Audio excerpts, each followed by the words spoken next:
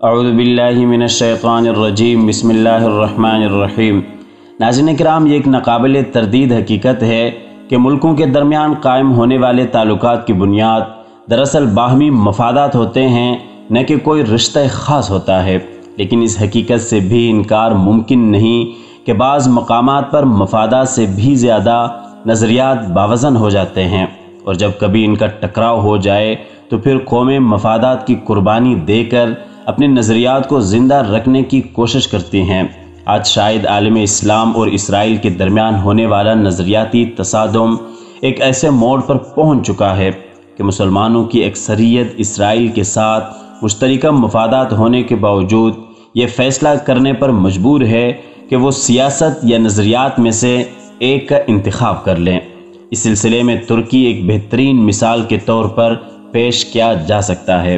جس نے اس یہودی ریاست کے قیام کے ایک سال بعد ہی یعنی 1949 میں مسلم دنیا میں سب سے پہلے اسرائیل کو تسلیم کیا تھا۔ لیکن اگر دیکھا جائے تو UAE اور اسرائیل کے درمیان ہونے والے تازہ ترین معاہدے کی مخالفت میں بھی ترکی سب سے آگے ہے۔ ناظرین کرام، میں ہوں محمود الحسن ترین اور آپ دیکھ رہے ہیں ہمارے اس چینل حزب خیال کو، جس میں آج ترکی اور اسرائیل کے درمیان تعلقات کو تاریخ اور حال کے تناظر میں جاننے کی کوشش کی جائے گی۔ سو آپ حضرات سے گزارش ہے کہ مکمل ویڈیو آخر تک لازمی دیکھیے گا۔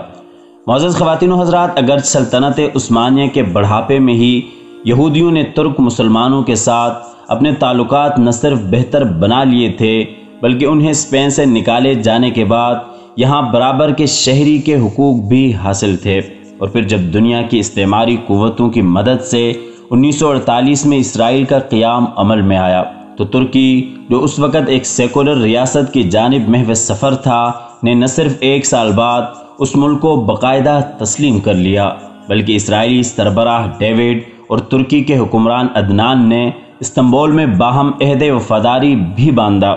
جس میں مشرق وسطیٰ میں روس کے بڑھتے ہوئے اثر و رسوخ کے بارے میں معاہدہ بھی کیا گیا۔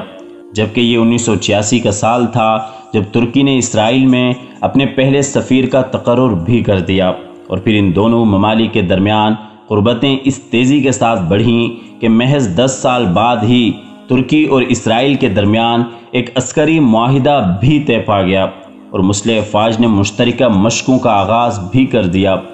جس کے بعد ترکی نے اسرائیل سے اسلحہ خریدنا بھی شروع کر دیا، جن میں جنگی جہاز اور توپ خانے وغیرہ شامل تھے۔ اور جب 21ویں صدی کا سورج طلوع ہوا تو 1 جنوری کو ان دونوں ممالک کے درمیان ڈیوٹی فری تجارت کا آغاز بھی کر دیا گیا،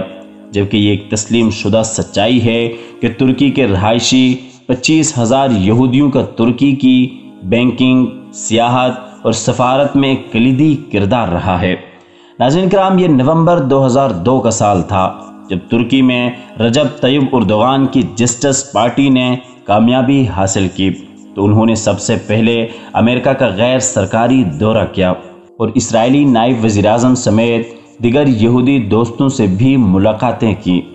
تعلقات بڑھتے رہے، اور اس دوران طیب اردوغان نے یہودیوں سے کئی ایک ایوارڈ بھی وصول کیے۔ 2005 میں جب طیب اردوغان نے اسرائیل کا دورہ کیا تو اس موقع پر وزیر اعظم ایریل نے پرتپاک استقبال کرتے ہوئے کہا کہ ہم آپ کو اپنے ابدی دارالخلافہ القدس میں خوش آمدید کہتے ہیں،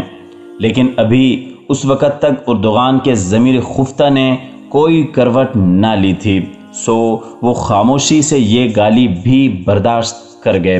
اور پھر 2007 میں پہلی دفعہ اسرائیلی وزیر اعظم نے ترک پارلیمنٹ سے خطاب بھی کیا۔ ناظرین، یہ 2010 کا سال تھا جب غزہ کے مسلمانوں کے لیے ترکی سے امدادی سامان لے کر جانے والے جہاز پر اسرائیل نے حملہ کر دیا، جس کے نتیجے میں 10 ترک بھی جان بحق ہو گئے۔ اگرچہ بعد ازاں امریکی صدر اوباما کی مداخلت پر اسرائیلی وزیر اعظم نے طیب اردوغان سے سفینہ مرمرہ پر حملے کی معافی مانگ لی اور متاثرہ خاندانوں کو $20 ملین مشروط امداد کا وعدہ بھی کیا، لیکن اب ان دونوں ممالک کے درمیان پہلے جیسی گرم جوشی نہ رہی، مگر اس کے باوجود سال 2018 تک دونوں ممالک کے درمیان تجارتی حجم $6 ارب تک پہنچ چکا تھا، اور اسی سال 3 लाख यहूदियों ने सियाहत के नाम पर तुर्की का दौरा भी किया, जबकि अब तक तैयब उर्दगान का मौक़िफ़ ये था कि फ़लस्तीनी मुसलमानों की इमदाद के लिए इसराइल के साथ ताल्लुकात हमारी हिकमत अमली का हिस्सा हैं।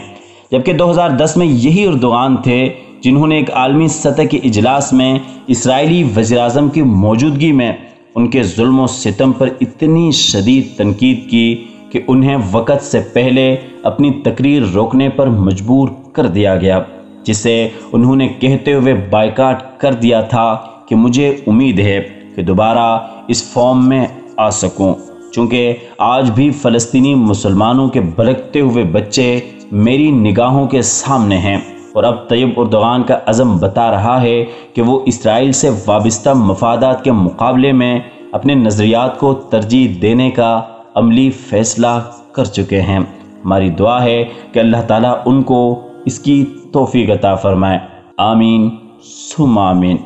उम्मीद करते हैं कि वीडियो आपको पसंद आई होगी। वीडियो पसंद आने की सूरत में दोस्तों के साथ लाजमी शेयर कीजिएगा। अल्लाह हाफिज़।